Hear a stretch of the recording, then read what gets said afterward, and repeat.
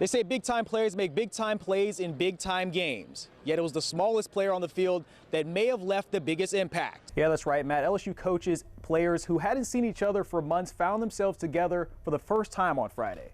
Not on a court on the field, but in Free Speech Alley. All right, look, Bayou Classic fans, take just a second, take a breather. There's no need to worry just yet. Good evening and welcome back. I'm Reggie Chatman with your sports. Another thing that's a blessing for Cranford is the fact that his transition's been able to be a little easier because he's a familiar face on the field. Catcher Alex Milazzo played with Cranford at Zachary High School, and the two have a special connection that makes playing in that infield and playing in these games a little bit easier for the freshman duo. Jordy, we've been talking a little about LSU basketball. They're in a situation night playing against Florida, trying to keep that top 2 seed in the SEC, and thankfully for them, they've gotten some help recently with Charles Manning back from injury. We're 198 days away from the return of football in Tiger Stadium, 58 from the LSU spring game in Mumford Stadium on Southern's campus, and as of today, we can create a new countdown to SEC Media Days. That number is 144 days. But who's really counting? For people in Baton Rouge, it wasn't a surprise to see all the success that Derek Stingley Jr. has had this season, but who could have predicted the impact that he'd have on the biggest game of his life? Now, heading into this weekend, head coach Paul Mainieri talked about how his team needs to figure something out at the plate because they strike out just too many times, and that proved to be the case. Considering the final tally from here in Houston, the Tigers struck out 34 times. Covering LSU baseball at the Shriners Classic in Houston, Texas, I'm Reggie Chatman, WBRZ Sports 2, your home for LSU Sports. Speaking of some of those players, Reggie, you're almost as young as most of them, and you've obviously spent some time with a lot of them as well, and it's always important, from what you tell me, to get the haircut. Yeah, no, the haircut is absolutely key. Gotta be ready on game day, Yeah, on game day when you're going in. Obviously, I do it to make sure I look good on air, but the players make sure they want to look good on air because they're being seen all over the world.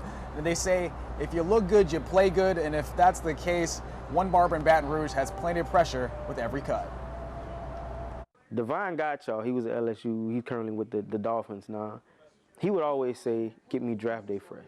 You know, that's their dream to go to the draft. All these guys helped make my dream come true. It's a dream that started out as just a way to earn some extra money. Now TJ Malvo's haircuts are broadcast on the world stage.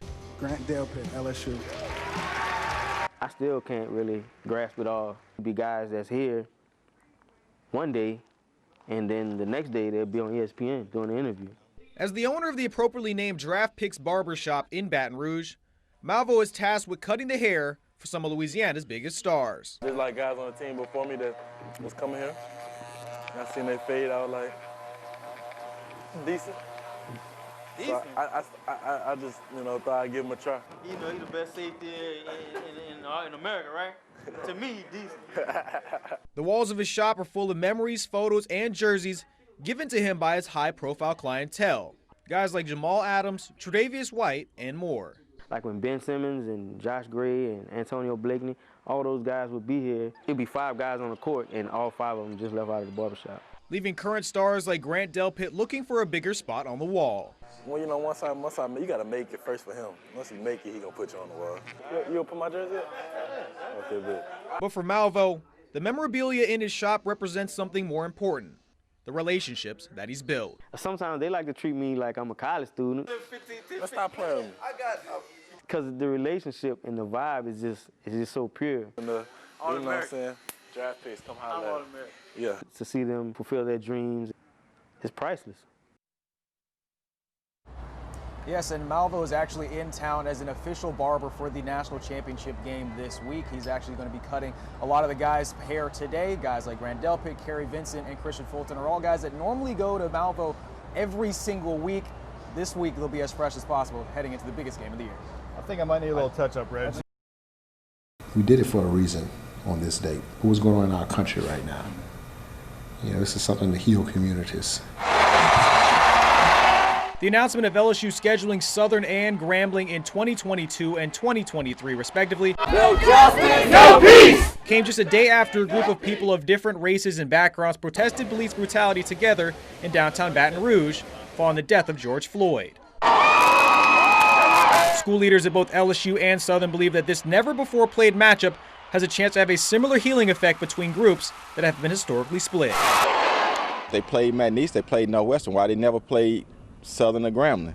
And so there was a divide within itself. Now you get a chance to erase that myth. This is much more than a football game. This impacts the future of the state of Louisiana. A lot of those people have never had a chance to come to Tiger Stadium and watch a football game, some of those fan bases. And we're the flagship in Louisiana. It's time for us to be the leader. And I think when you bring these entities together, they're going to get a chance to see what they have more in common than what separates us.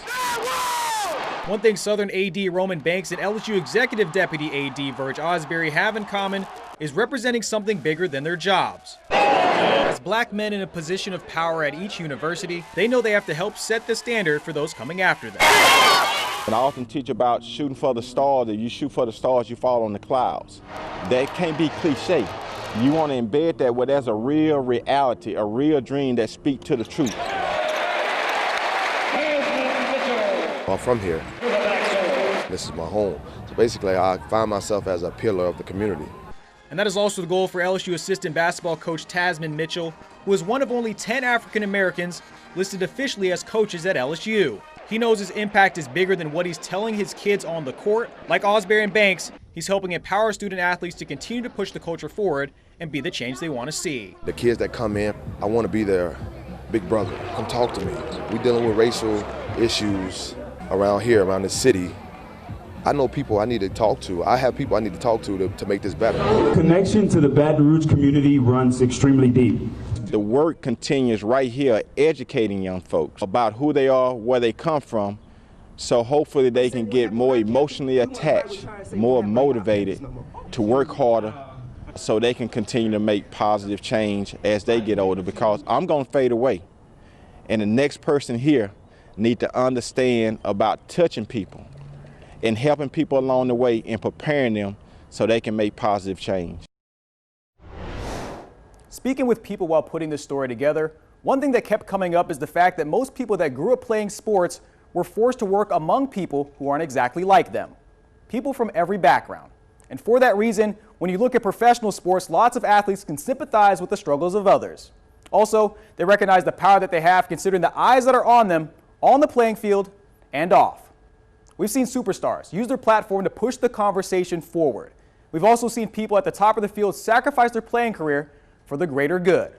For example, four-time WNBA champion Maya Moore left the game she loves last season to help a family friend who had been wrongfully convicted to get their case overturned. And also, of course, we can't talk sacrifice without mentioning the name Colin Kaepernick, who simply took a knee in an NFL game and hasn't been signed to play since. But he made an impact. Started the conversation that black people in America have been mistreated for far too long. And while sports have mostly been gone because of the coronavirus, the athletes have done their part. And when sports return, I'll anticipate they'll continue to do so.